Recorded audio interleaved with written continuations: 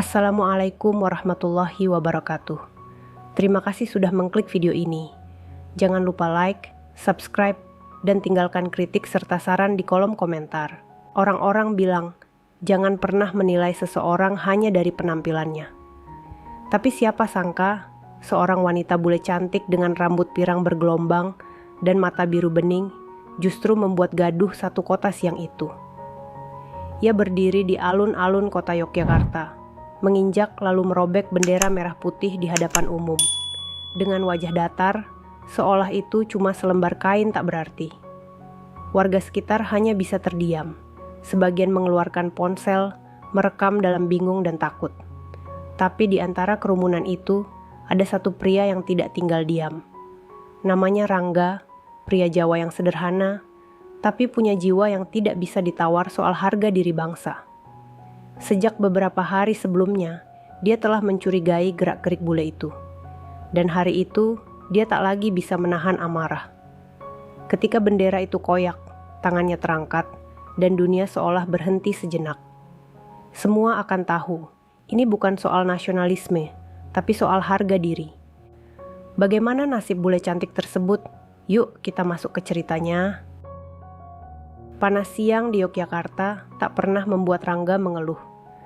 Sudah 5 tahun ia tinggal di kota budaya itu, bekerja sebagai penjaga toko buku kecil di dekat kawasan Malioboro. Ia bukan orang penting, bukan juga tokoh terkenal, hanya pria sederhana berkaus polos dan celana bahan. Tapi hidupnya berubah sejak melihat seorang wanita asing berdiri sendirian di alun-alun, seolah menantang dunia dengan tatapan dingin. Namanya belum ia tahu, hanya wajahnya yang terus menempel di kepala.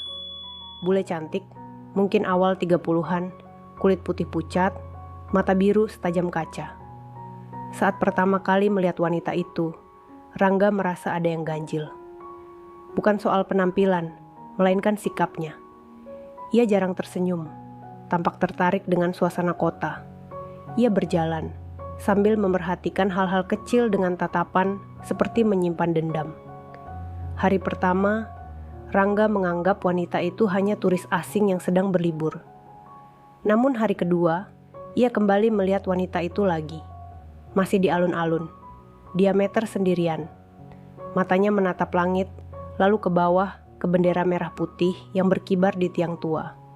Ada sorot tak suka di sana, dan saat itulah firasat Rangga mulai bicara. Sesuatu tidak beres. Masih penasaran sama dia? Tanya Joko, teman kerja Rangga di toko buku, sambil menyeruput es teh. Iya, dia aneh. Dari kemarin ada terus di sana, nggak ngobrol sama siapa-siapa. Cuman ngeliatin bendera itu, jawab Rangga tanpa mengalihkan pandangannya dari jendela. Turis mungkin mas, atau lagi galau, sahut Joko santai. Tapi bagi Rangga, nalurinya lebih dari sekadar rasa penasaran. Sejak kecil, ia diajarkan ayahnya untuk menghormati bendera, seperti menghormati ibu sendiri. Merah itu darah, putih itu tulang. Jangan pernah biarkan orang asing menyentuhnya sembarangan, apalagi dengan niat buruk. Hari ketiga, Rangga memberanikan diri mengikutinya dari jauh. Wanita itu berjalan ke arah Jalan Prawirotaman, daerah yang sering jadi tempat inap para backpacker asing. Ia masuk ke sebuah losmen kecil, tak jauh dari tempat penyewaan motor. Sepanjang jalan, ekspresinya tetap datar, dingin, dan nyaris tanpa emosi. Tidak mengambil foto, tidak berinteraksi. Hanya berjalan lurus seperti robot dengan tujuan tertentu. Malamnya, Rangga tak bisa tidur. Ada perasaan tidak nyaman yang terus mengusik pikirannya. Ia bahkan mulai membuka internet, mencari berita atau informasi tentang kemungkinan aksi anti-Indonesia yang melibatkan WNA. Tapi tak ada yang muncul. Semuanya normal. Hanya dia dan pikirannya yang tidak. Keesokan paginya, seperti biasa, ia berdiri di depan toko sebelum buka. Pandangannya langsung tertuju ke alun-alun. Dan benar saja, wanita itu kembali. Tapi kali ini berbeda. Ia membawa tas selempang besar dan secarik kain berwarna merah putih. Dari jauh, Rangga tahu itu bukan sembarang kain. Itu bendera. Darah Rangga mulai naik. Ia mempercepat langkah, menyusuri jalanan kecil, menyelinap di antara pejalan kaki, lalu berhenti di balik tiang lampu. Wanita itu berdiri di tengah, membuka kain itu, lalu meletakkannya di tanah. Ia menginjaknya perlahan, kemudian mengangkatnya kembali, dan mulai merobeknya perlahan-lahan. Rangga terpaku, dadanya bergemuruh, mulutnya menganga tak percaya. Ini bukan salah lihat, ini nyata. Saat itulah ia tahu, wanita ini bukan sekadar turis. Ia adalah ancaman bagi harga diri bangsanya. Rangga belum melangkah, tapi tubuhnya menegang, seperti busur yang siap dilepaskan. Rangga tidak langsung bergerak. Ia masih berdiri di balik tiang lampu. Jantungnya berdetak seperti genderang perang. Tangan kanannya mengepal, napasnya memburu. Di depannya, wanita itu sudah menyobek bendera merah putih menjadi 2 bagian, lalu menatap hasilnya seolah puas. Wajahnya tetap datar, seperti tak ada dosa yang baru saja diperbuatnya. Kerumunan orang mulai berdatangan. Beberapa tampak ragu untuk mendekat. Ada yang mengeluarkan ponsel dan merekam diam-diam, tapi tak satu pun berani menegur. Rangga merasakan panas menjalar ke seluruh tubuhnya. Ia tak bisa menunggu lebih lama. Langkahnya mantap menuju ke tengah alun-alun. "Kamu apa-apaan?" bentaknya lantang.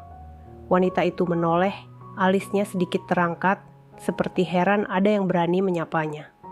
Tapi dia tak menjawab, hanya memandang Rangga dengan tatapan tenang, bahkan cenderung meremehkan. "Bendera itu bukan kain lap. Kamu tahu apa artinya merah putih bagi kami?" Rangga berdiri 1 meter di depannya, napasnya berat. Masih tak ada balasan. Rangga menatap bendera yang kini tergenggam di tangan wanita itu, robek dan kotor. Tanpa pikir panjang, ia merebut potongan kain itu dari tangan si bule, lalu menatapnya lurus. "Kamu turis, tapi bukan berarti kamu bisa seenaknya di sini." Baru kali itu wajah wanita itu bereaksi. Ia mundur 1 langkah, lalu berkata dengan suara rendah, "Ini cuma kain. Kalian terlalu berlebihan." Seketika, tangan Rangga terangkat.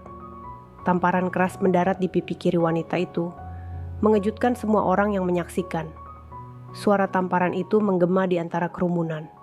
Beberapa orang berseru kaget, bahkan ada yang mulai bersorak. Tapi Rangga tidak peduli.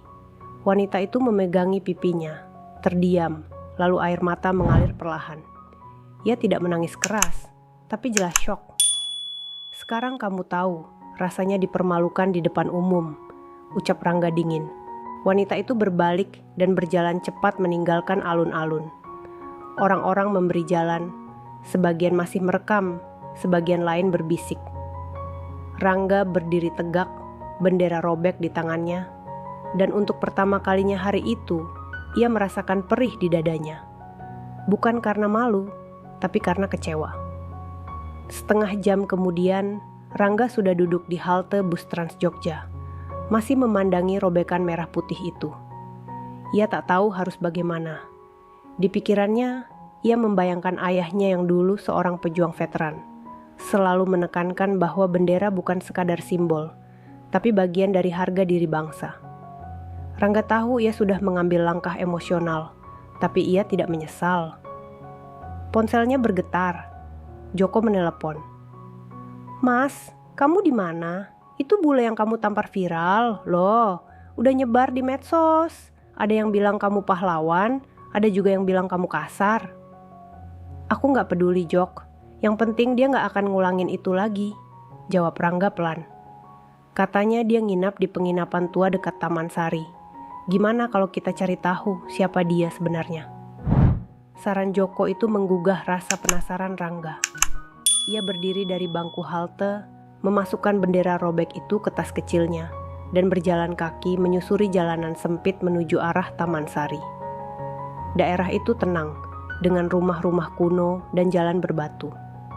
Matahari sudah condong ke barat, tapi suasana tetap ramai oleh turis lokal dan mancanegara. Saat melewati sebuah gang kecil, Rangga berhenti. Di depan sana berdiri losmen bernama Melati Indah. Ia pernah melihat wanita itu masuk ke sana. Ia melangkah pelan, menatap papan nama yang mulai kusam, dan memutuskan untuk masuk ke dalam. Seorang ibu paruh baya menyambutnya di lobi kecil. "Mau cari kamar, Mas?" "Enggak, Bu. Saya cuma mau tanya. Tamu bule perempuan, rambut pirang, tinggi, nginep di sini kan?" Ibu itu tampak waspada. "Kenapa nanya begitu?" Rangga tersenyum tenang. "Saya cuma mau pastikan, dia teman saya." Ibu itu tak menjawab langsung, hanya memandangnya lekat. Dia keluar tadi siang, marah-marah sendiri. Sepertinya dia memang aneh. Rangga mengangguk, dan ia belum tahu siapa sebenarnya wanita itu. Langkah Rangga menyusuri gang sempit di kawasan Taman Sari terasa berat. Hatinya dipenuhi pertanyaan yang belum terjawab. Siapa sebenarnya wanita bule itu? Apa tujuannya datang ke Indonesia hanya untuk merobek bendera? Ia memutuskan untuk menyusuri jalan ke arah barat, melewati benteng tua bekas peninggalan keraton. Di sela-sela tembok yang retak, ia melihat sekumpulan anak kecil bermain layangan.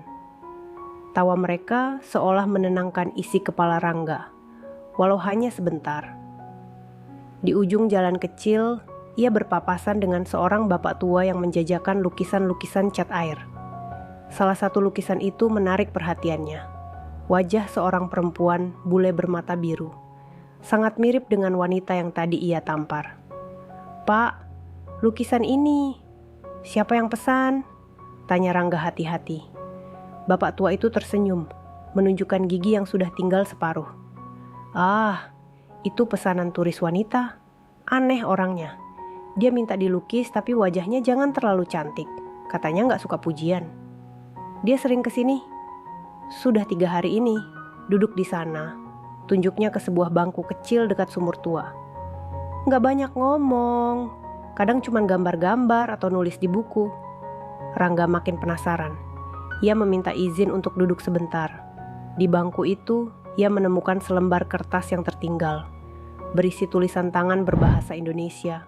Dengan gaya patah-patah, "Aku bukan datang untuk merusak, tapi aku ingin tahu, kenapa kalian begitu mencintai kain 2 warna ini?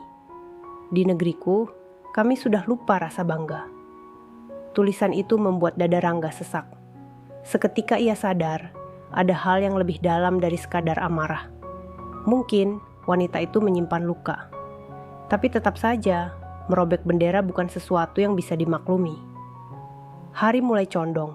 Rangga memutuskan untuk kembali ke losmen tempat wanita itu menginap. Tapi kali ini ia tidak sendiri. Ia mengajak Joko yang datang dengan motor tuanya.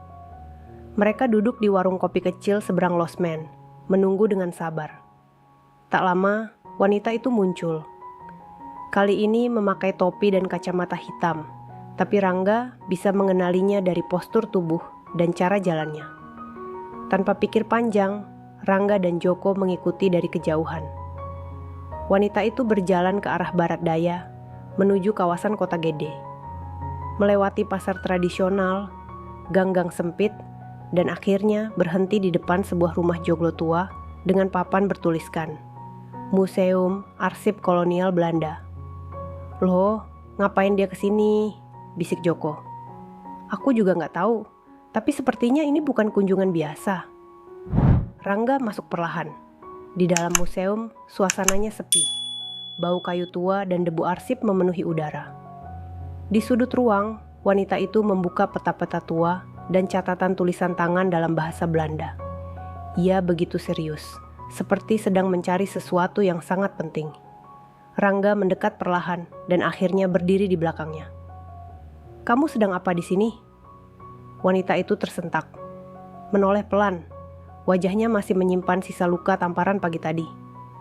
Aku mencari nama." "Nama?" "Iya, nama kakek buyutku. Dia pernah ditempatkan di sini, sebagai serdadu kolonial." Rangga terdiam, napasnya tertahan. Ia tidak menyangka arah cerita bisa sejauh ini. "Kamu datang jauh-jauh ke Indonesia untuk mencari jejak penjajah?" tanyanya dengan nada rendah. Wanita itu menunduk. "Aku ingin tahu, apakah dia pernah berbuat buruk di sini. Ibuku selalu bilang kami harus tahu masa lalu, agar tak mengulang kesalahan yang sama." Tapi kenapa kamu merobek bendera kami? Wajah wanita itu menegang, matanya berair. Karena aku kesal. Aku melihat bendera itu di mana-mana. Aku merasa ditampar oleh sejarah. Aku tahu, itu salah. Tapi aku tak tahu harus bagaimana. Rangga menarik napas panjang. Ada emosi, tapi juga ada rasa iba. Namaku Rangga, katanya akhirnya. Clara, jawab wanita itu lirih. Di antara tumpukan sejarah dan arsitektur tua kota gede, keduanya saling menatap, untuk pertama kalinya tanpa dendam. Malam merayap pelan di langit kota gede, membawa aroma tanah basah dan kayu tua dari rumah-rumah joglo yang berjajar di sepanjang jalan. Rangga dan Clara berjalan berdampingan, melewati lorong sempit menuju sebuah warung kecil yang masih buka. Lampu temaram menggantung rendah, memantulkan bayangan lembut di wajah mereka. Kita butuh duduk sebentar, kata Rangga. Kepalaku penuh. Clara hanya mengangguk. Mereka duduk di bangku kayu, memesan teh panas dan pisang goreng. Untuk beberapa saat, tak ada percakapan. Hanya suara serangga malam dan gesekan sendok di cangkir. Rangga memecah keheningan. Aku masih belum paham. Kenapa kamu sampai harus datang sendiri ke sini? Bukankah semua arsip kolonial sudah terdigitalisasi? Clara menatap ke arah lampu. Sebagian besar memang begitu. Tapi kakek buyutku bukan tentara biasa. Ibuku bilang, ada catatan tentang dia yang disembunyikan karena melibatkan kekerasan terhadap warga lokal. Dan kamu merasa bertanggung jawab? Tanya Rangga tajam. Clara mengangguk pelan. Aku hanya ingin tahu apakah aku ini keturunan penjahat atau bukan. Di keluargaku, kami diajarkan untuk tidak menutup-nutupi kesalahan. Rangga menghela napas. Kamu tahu, mungkin kamu satu dari sedikit orang asing yang berpikir sejauh itu. Teh di cangkir mulai dingin. Clara memandangi uap yang tersisa. Aku juga tak mengerti kenapa aku marah waktu itu. Mungkin aku kesal karena merasa orang Indonesia begitu bangga pada sesuatu yang, bagiku, mengingatkan pada rasa bersalah keluarga kami. Rangga tidak langsung menjawab. Ia tahu, emosi bukan hal yang mudah dijelaskan. Setelah membayar, mereka berjalan lagi, kali ini menuju kompleks makam Raja-Raja Mataram. Seorang penjaga tua mengizinkan mereka masuk sebentar sebelum gerbang ditutup. Di dalam, suasana hening dan penuh nuansa sakral.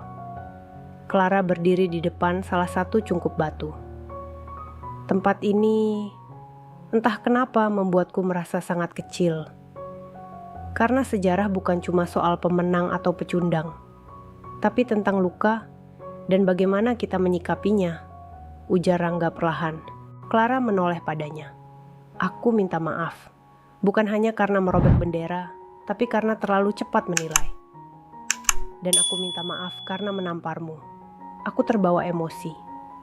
Tak ada yang perlu dijelaskan lebih panjang. Permintaan maaf itu meluruhkan semua kekakuan di antara mereka. Tapi Rangga tahu, cerita belum berakhir. Keesokan paginya, mereka pergi ke perpustakaan arsip di daerah keraton, didampingi seorang ahli sejarah lokal bernama Pak Seno, yang Rangga kenal sejak kuliah. Pak Seno membuka beberapa dokumen tua yang rapuh. Ia memakai sarung tangan putih dan membaca perlahan.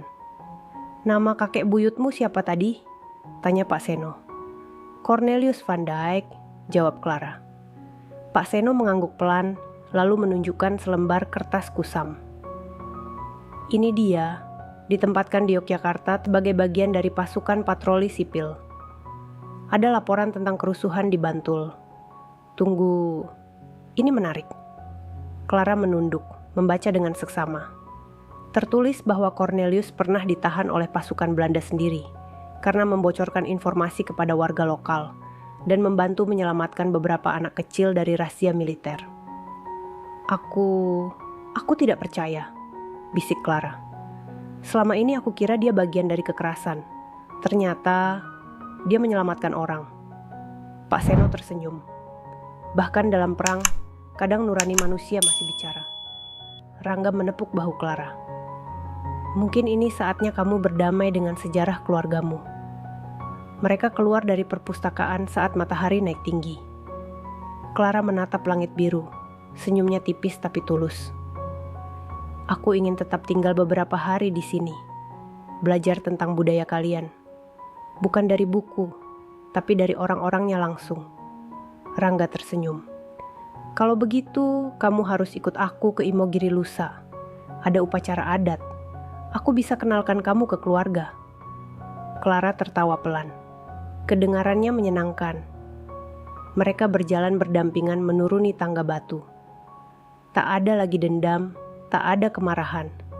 Hanya dua jiwa yang sedang belajar tentang arti memaafkan dan tentang keberanian untuk membuka lembaran baru dari sejarah yang tak pernah mereka pilih, tapi harus mereka hadapi. Udara pagi di lereng Imogiri begitu bersih. Kabut tipis masih menggantung di antara pepohonan jati dan cemara. Langit belum sepenuhnya biru, tapi suara burung-burung liar menandakan hari sudah dimulai.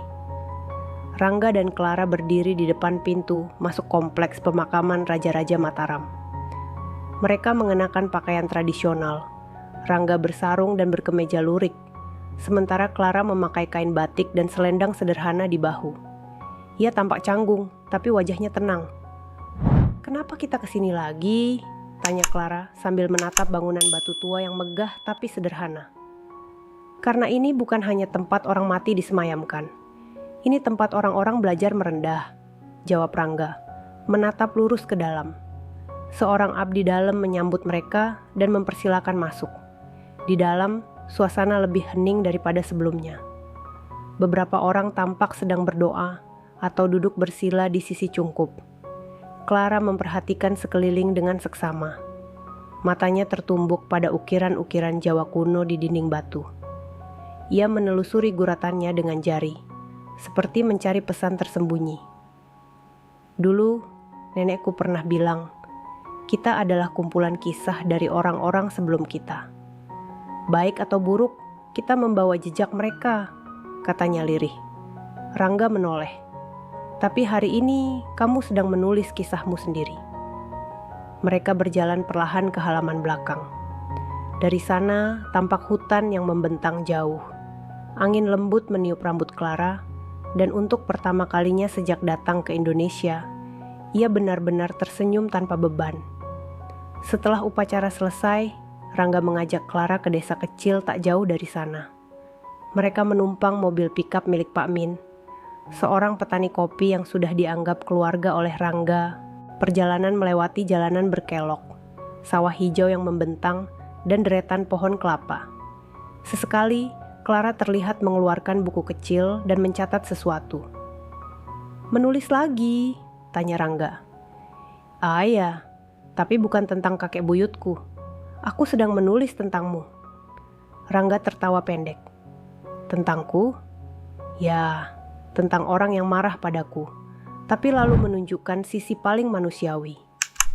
Di desa, mereka disambut hangat oleh keluarga Pak Min. Seorang nenek membawakan teh jahe dan pisang kukus, sementara anak-anak kecil mengintip malu-malu dari balik pintu. Clara berbaur. Ia mencoba menumbuk cabai, ikut menjemur singkong, bahkan belajar menari Jawa bersama anak-anak. Rangga memperhatikannya dari kejauhan, tersenyum kecil. Siapa sangka wanita yang beberapa hari lalu begitu asing dan kasar, kini bisa tertawa tulus di tengah kehidupan sederhana. Sore menjelang, Rangga dan Clara duduk di bawah pohon randu besar. Bayangan rantingnya jatuh panjang di tanah. "Kamu akan kembali ke Kanada?" tanya Rangga pelan. Clara menatap ke langit, lalu menggeleng. "Belum, aku merasa belum selesai di sini." "Lalu apa yang akan kamu lakukan?" "Aku ingin mengajar. Bahasa Inggris mungkin. Atau seni," katanya mantap. "Aku ingin menebus kesalahan. Bukan hanya karena bendera itu, tapi karena aku datang dengan penuh prasangka." Rangga terdiam. Ia ingin berkata bahwa Clara tak perlu menebus apapun. Tapi ia tahu kadang manusia perlu memberi makna atas luka yang pernah ia torehkan. "Kalau kamu butuh bantuan, kamu tahu harus kemana," ujar Rangga akhirnya.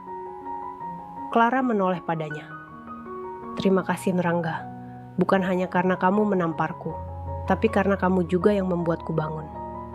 Angin sore mulai membawa hawa dingin.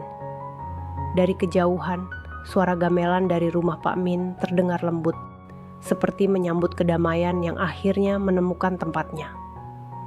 Hari itu, di desa kecil di lereng Imogiri, dua orang dari dua dunia berbeda duduk berdampingan. Mereka tahu bahwa sejak hari itu, hidup mereka tak lagi sama. 3 minggu berlalu sejak Clara memutuskan untuk tinggal lebih lama di Indonesia. Hari-harinya tak lagi diwarnai rasa bersalah atau penyesalan. Ia mulai mengajar bahasa Inggris secara sukarela di sebuah sekolah dasar di daerah Kasongan, tempat para pengrajin tanah liat tinggal dan berkarya. Anak-anak memanggilnya Bu Guru Londo, meskipun logat Clara masih lucu di telinga mereka. Namun tak ada yang tertawa mengejek. Mereka justru menyambutnya seperti bagian dari desa. Setiap pagi, Clara bersepeda melewati jalanan kecil, menyapa warga, mencium aroma tempe goreng, dan teh manis dari warung-warung yang ia lewati. Rangga, yang kini lebih sering mendampinginya, merasa seperti melihat versi baru dari Clara, lebih hangat, lebih membumi. Perdebatan sengit dan emosi keras di awal pertemuan mereka, kini tinggal bayangan samar yang tak menyisakan luka. Suatu siang, mereka duduk di pinggir Sungai Opak. Sungai itu mengalir tenang di bawah jembatan bambu yang menghubungkan dua dusun. Clara melemparkan batu kecil ke air, melihat riaknya menjauh. "Aku dulu takut pada masa lalu keluargaku," ucap Clara perlahan. "Aku kira semua kesalahan leluhur akan ikut menjadi bebanku." Rangga menatap permukaan air. "Tapi ternyata yang kamu bawa bukan kesalahan mereka. Kamu bawa keberanian untuk tidak lari darinya." Clara tersenyum. "Dan kamu yang pertama membuatku sadar tentang itu." Rangga hanya diam. Ada hal-hal yang tak perlu dijawab, hanya cukup dirasakan. Hari itu, Clara menerima surat dari universitasnya di Kanada. Surat itu menyatakan bahwa laporan risetnya tentang sejarah keluarganya telah diterima dan cukup untuk menyelesaikan gelar magister. Ia tak perlu kembali untuk seminar akhir. Semua bisa dituntaskan secara daring. Clara menatap surat itu lama, lalu melipatnya dan menyelipkannya ke dalam buku harian kecilnya. Ia menatap ke arah rumah-rumah warga yang berjajar rapi, di mana suara canda anak-anak dan aroma kayu bakar terus hidup. "Aku ingin membangun sesuatu di sini," ujarnya. "Membangun apa?" tanya Rangga. "Sebuah rumah baca, tempat anak-anak bisa bermain, belajar, dan mengenal dunia dari halaman-halaman buku." Rangga mengangguk. "Itu ide yang indah." 2 bulan kemudian, rumah baca itu berdiri. Sederhana, berdinding kayu, beratap genteng tanah liat, dengan rak-rak buku hasil donasi warga dan teman-teman Clara dari luar negeri. Diberi nama Rumah Lembar Baru, sebuah simbol bahwa setiap orang, tak peduli asalnya, bisa memulai dari halaman pertama lagi. Hari peresmian rumah baca itu dihadiri banyak warga.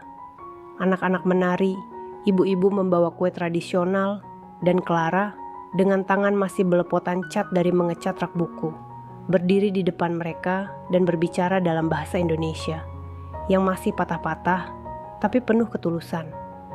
"Aku datang ke Indonesia membawa rasa marah, tapi aku disambut dengan senyuman dan cinta.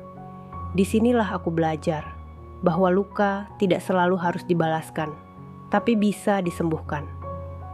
Tepuk tangan pun menggema. Tak ada pidato panjang, hanya peluk hangat dari seorang nenek yang memeluk Clara sambil berbisik, "Kamu sudah seperti cucuku sendiri." Saat malam tiba dan semua tamu pulang, Rangga dan Clara duduk di depan rumah baca itu. Lampu gantung dari botol bekas menyala redup. Di depan mereka, hamparan sawah berkilau oleh embun malam. "Kamu tahu, dulu aku pikir kamu orang yang paling menyebalkan yang pernah kutemui," ujar Rangga. Clara tertawa. "Dan kamu orang pertama yang menamparku di negara ini." "Tapi kamu juga orang asing pertama yang kutunggu setiap pagi," tambah Rangga. Mereka terdiam. Tak ada yang perlu diucapkan. Tak perlu janji-janji manis. Cukup kehadiran yang saling melengkapi. Clara memandang langit malam. Kamu percaya orang bisa berubah? Aku percaya. Selama masih ada hati yang terbuka, perubahan bukan hanya mungkin, tapi pasti. Di malam yang tenang itu, dua jiwa dari belahan dunia berbeda menemukan arti pulang. Bukan pada tanah kelahiran, bukan pada sejarah yang diwarisi, tapi pada tempat di mana seseorang menerima kita, dengan luka, dengan harapan, dan dengan segala kemungkinan untuk menjadi lebih baik.